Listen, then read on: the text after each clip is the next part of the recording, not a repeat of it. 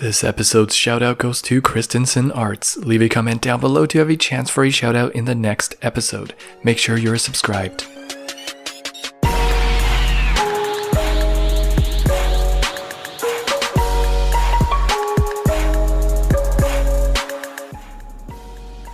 Alright, before we even start this vlog, I just want to say that I did not know I had so many Indonesian fans. And you guys let me know in the comment section when I unboxed this baby right here, and I was saying that I was eating mee goreng for the last 3 weeks because of how much this setup cost. And all of a sudden my comment section exploded. You guys are like, mee goreng? Did he just say mee goreng? I think he just said mee goreng. How does he know? How does he know what the mee goreng is? Honestly, I love Indonesian food. It's amazing. Yeah, mee goreng, Indomie. Oh yeah. I got that instant mee goreng over here because I can't get the actual one. It's by Indomie and it's amazing. It tastes awesome, dude. Now sometimes I get like Singaporean food and Malaysian food and Indonesian food mixed up a little bit. It's a little hard to tell. You can't blame me for that. I try my best. But yeah, I love that nasi lemak, nasi goreng, mee goreng, beef rendang. Rendang, son, tastes so good. I might not be the best at pronouncing those names of the foods, but I sure can eat them. And seriously, why didn't I know there were that many Indonesian fans in my comments before I mentioned mee goreng? Where were y'all? Come on, man. You guys are awesome. Thank you for enjoying my content. And by the way, while we're on that topic, I just want to mention the amount of international people that watch this channel. It's amazing. Not only watch this channel, but send in fish tanks all around the world so I get to see and showcase people from all around the world and their styles of fish tanks. That's pretty amazing. Alright, no joke. I can spin this and then just pick a random place with my finger, and I'm pretty sure someone from there has commented they are from there or also submitted a fish tank. That's the middle of the Atlantic Ocean. Algeria. Okay, I don't think I got anyone from Algeria before. So, okay, fine, Algeria. The only place I've not... Okay, there's more countries on this globe thing. But look, I'm just scanning through, and Egypt, I see Egypt. People from Egypt, Saudi Arabia, Dubai, India, China, yeah, Mongolia, Pakistan. We got Russia, Romania, Italy, Spain, France. All these places, that's incredible. The Netherlands, United Kingdom, Sweden, Greenland. We got, where is it? Brazil. I was talking to a Brazilian fan like 2 days ago. We got Argentina, yeah, Bolivia, Colombia, Venezuela. Stop.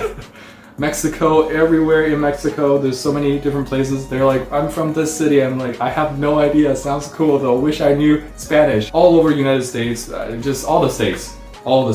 Canada. I even got some from Alaska. They're like, plants are so hard to get here, bro.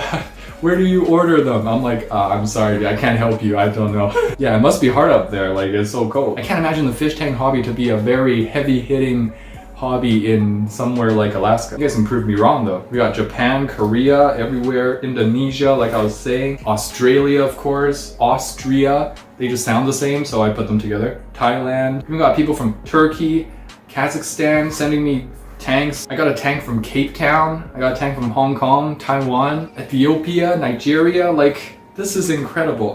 What? Argentina? Did I already say that? Dude, Fish for Thought is on all continents, at least.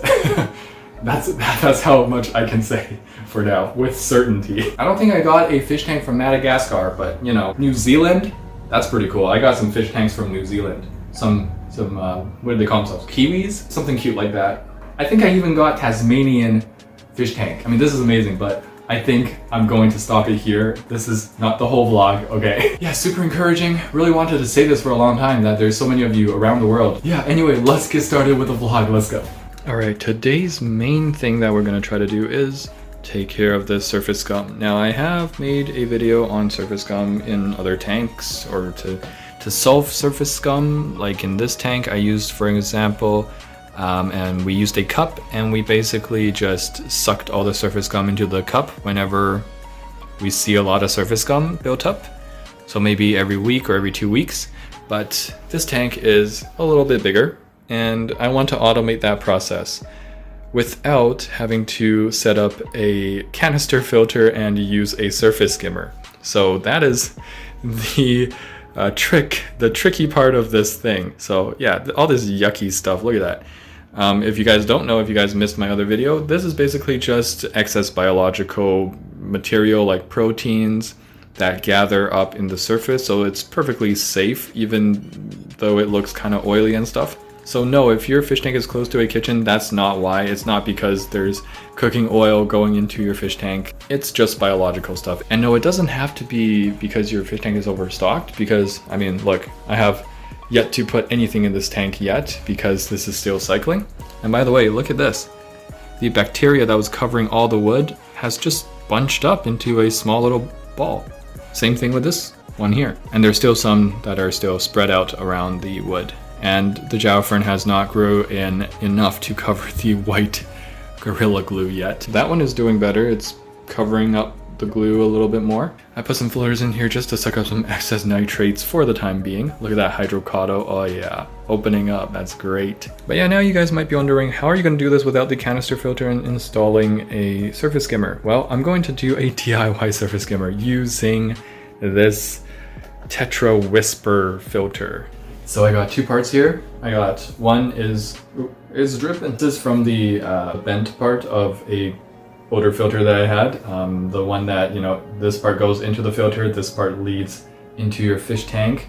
And then I got, I think this is from a Aqua Clear, I'm not 100% sure. And then I rammed it into this little connector here that was on this filter. It's not supposed to fit, but I went like Superman on it. And this is the intake of the filter, so this would go into your fish tank to uptake the water. But with these two together, I can now remove the intake of my own filter and put this on where the intake is. So now the filter is leading down, but it's curving back up. And that means it's going to start intaking the water from up here. And that's where I connect this as well, so that this will appear on top of the water surface and drag the water surface down and into my filter. So the new intake is now on top.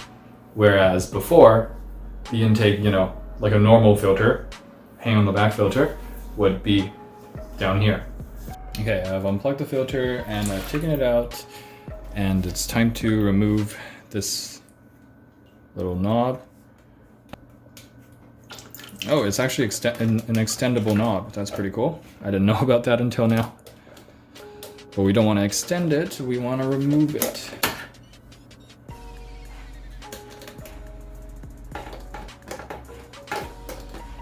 Okay, I had to really jam this one in here. It did not want to fit, but yeah, went real hard at it, and now I'm actually pretty exhausted. That took a lot of energy. That was like a workout. Now we simply attach it back on. And look what we have here. It looks kind of funny, but that's basically a surface skimmer. Intakes the water from up here, where the surface of the water is, comes down and acts as a filter. Amazing. Now let's just see if it works. All right, let's go. Look at that, it's working. It's actually working. So I've hidden it on the right side of my filter, and look at that go. All that surface scum is automatically getting sucked into that surface skimmer / filter. This is pretty amazing. I'm kind of impressed with myself right now. And yeah, there is still surface scum, but you can see that it's now slowly moving towards here. And so I'm guessing in a few, maybe 30 minutes, the scum is going to be all gone from my tank, which is incredible. And I gotta say, this filter was very adaptable. It made things a little better. I didn't have to go with any sort of glue to get this finished. At first, this was not fitting too well, this connector, but I really jammed it in there and it just happened to fit very marginally. And then this was also too high. So this connector made it so that this intake was like jutting out of the water a lot. And I would have to keep the water level at almost exactly where the glass is. And that's kind of not doable because there's evaporation, right? And I need this filter to be working 100% of the time. So that's not gonna work. But then, remember, this part actually can extend. So I extended it a few, so it goes deeper, but then it also goes a little shorter on the surface. So it brought down this intake down a few inches. And now it's a perfect place. I can even fill up the water more and it will keep the intake up. I will actually probably fill the water more, just in case, you know. Because right now I stopped filling up the water as soon as the suction started, so to show you guys the process that it has already started. But later on I'm going to fill the water level, you know, pretty close to the surface. Yep, that's right. Enjoy while you can, surface scum, but you are moving slowly but steadily.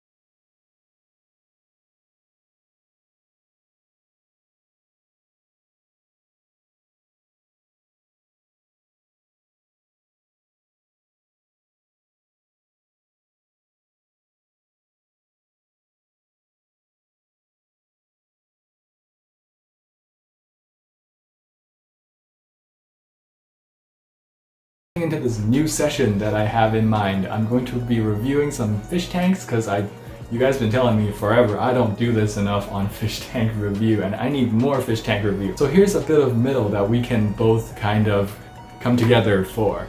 So I'll be doing some comment section review, I'll be doing some fish tank review, and this will be the new session. And I got a jingle for it, but it's ripped off from somewhere, see if you guys can tell. The best part of fish tank vlogs is comments and reviews. Now that might sound familiar to some of you, but I'm not going to tell you where it's from. Good luck trying to figure it out. First tank is sent in by J. Kumar. I love the lines coming out of that small wood piece. Kind of like a side heavy Scape, just like the tank behind me right here. Of course, it's a more nano sort of tank, and I like the stocking. I don't think it's understocked per se, but it's also not overstocked. However, there are some Tetris in here. I think those are black. Those are black neon Tetris. They do generally better in a bigger school, so I wouldn't suggest putting any neons in a tank like this. Light bearers, however, perfect. Next tank sent in by JP Scale. That's a nice carpet. I think he might have used one of the mystery seeds from AliExpress or something like that, because you can see there's a little bit of something funky going on with that carpet. Regardless, it's a pretty neat tank. You got a nice wood piece in the back and it's covered by this nice carpet. There's also plants in the background as well. Very lightly stocked, if there's anything in here at all. I do see a snail here or there, but I don't know if I see any fish or even shrimp. Next tank is sent in by Throsiv. I'm sorry if I'm butchering that. It's a hard name to pronounce. Beautiful tank. You got a very nice carpet of what looks like dwarf sage, and it's just green and lush and nice. Might be S. repens in the middle somewhere there. There's Anubias, there's Hygrophila, there's plants in the back. The wood piece gives off nice centerpiece line. Perfect. This tank sent in by Luke. I think it's a before-after shot, I'm not sure, but your after shot, wow, is it amazing. Oh, those plants, the colors and the textures, I love them. That is just full-on texture. Light stocking, corner heavy Scape. Look at the different species of plants and that rock work. Awesome stuff, man. Last tank from Sharon Naden. Not a bad start. However, I wouldn't suggest any that looks like blue Phantom Tetra, if not a black skirt. It's probably not black skirt. It's a blue Phantom Tetra and some neon Tetras scattered here or there. Wouldn't recommend it. I would just cap it at the nice little betta you have in there. I love the clump of Java moss or whatever moss it is, and also Anubias. Not too big of a fan of the Lucky Bamboo. Kind of takes away from the Scape, I think. But yeah, if you're just running with the Java moss and the Anubias, for sure you can leave your substrate unfertilized. Doesn't really matter. You can dose some liquid fertilizer from time to time, and your light is not that bright, so it works perfectly for these two species, and you won't grow any algae by doing this. That is, if you have a timer and leave your lights on for around 7 to 8 hours a day. Keep it up. Now, comments. This time we are using Tropica Aqua Soil. Fluval Stratum. Am I a joke to you? Hey man, I got Fluval Stratum right there, okay? I got 2 bags of the Tropica and I thought maybe it wasn't enough, so I also backed it up with some Fluval Stratum, but we didn't have to open it up, so we're saving it for another Scape. I got some like leftover Fluval Stratum over there as well, so hey, sometimes you need some variety in your life. You can't just be, unless it's relationships. Stay faithful, people. Tank has 1 tiny blue pebble. Crisp. It's not natural, 3 out of 5. What am I gonna say, man? It's not natural. Wait, 174 likes. Wow, that's a lot of likes, dude. Yeah, and I'm courteous about it. 3 out of 5. That is a passing score, okay? Chris is so strict on grading tanks that he didn't even give himself a 5 out of 5. Of course, just because I did it, it doesn't mean it's a 5 out of 5. I rated it a 4.5 out of 5, and I thought that was being a little gracious already. However, the score can change when the tank gets more filled in with plants. If we're doing long-term aquascapes, like not for a public contest or just at home, you want to have long-lasting effects and make sure that the scape is going to last long. You don't want to keep changing it up. So that means we have to keep in mind that new tanks that are set up, they're not going to look their best. They're not going to look like they're intended to right from the beginning. Me watches aquascaping video and is convinced I can also aquascape now. Also me, literally kills duckweed somehow. I've been there too, I've killed duckweed. I'm not proud to say it, but I mean, in one sense, yeah, I am proud to say I can kill duckweed, but not on purpose. 80-90% of the time, it's gonna be your light if you're killing floater plants. Keeping it real though, guys, when I revealed this tank and the cinematic setting up video, you guys showed so much support. You know how I'm not calling myself an artist, but like artists, like I can't draw to save my life, but artists and people who create their own things, they're always very critical of it. They're always seeing it from an angle that they can see all their little flaws that nobody else even can see until they point it out, maybe. But that's kind of like when you're aquascaping, you're always like, oh man, does this even look good? But you guys really packed it in for me.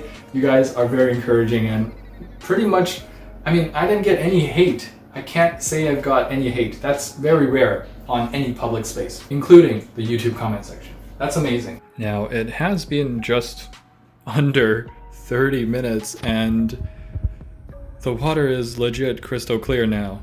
There might be some little dust particles, but I was doing some maintenance and brushing off these lights. Could have ended up in my aquarium, but I mean, look at this. This thing is doing work like no one else. This is amazing. It's night and day. The difference is night and day. I mean, look at that compared to before we started. And of course, this is going to keep up the water clarity because, well, as long as this is still hooked up.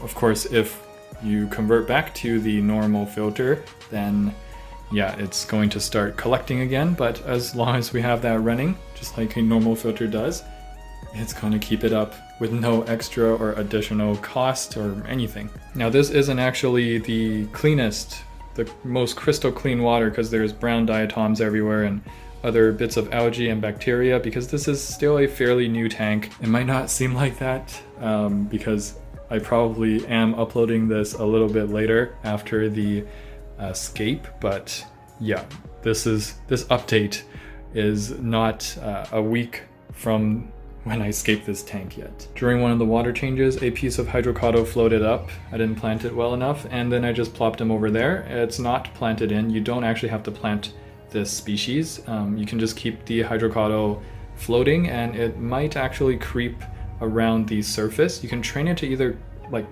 almost carpet, or you can train it to creep on the surface or around some wood. It's really a very versatile plant species and plant family. The hydrocaudo family is well known to add a lot of spice and vibrance and texture to the aquascape. My favorite is actually not Leucocephala because the leaves are a little too big for me, but I really do like if they start doing immersed growth. However, my favorite species of hydrocaudo is Japonica. I think it's called Japonica. It's got like very parsley looking leaves, and it's much smaller and much more delicate looking, and when it's scaped around like a nice piece of wood, then you know it becomes amazing, an amazing scape.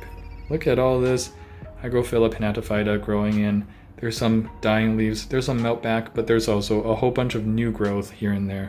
So I'm thinking of trimming some of this down. So I'm just going to get to the bottom of it. I'm gonna leave this guy alone for now. He's still kind of small, don't want to wreck his dreams. It's important to know that you can actually replant these trimmings here. Oh, there's a leaf that is basically dead. Yeah, I'll take that out.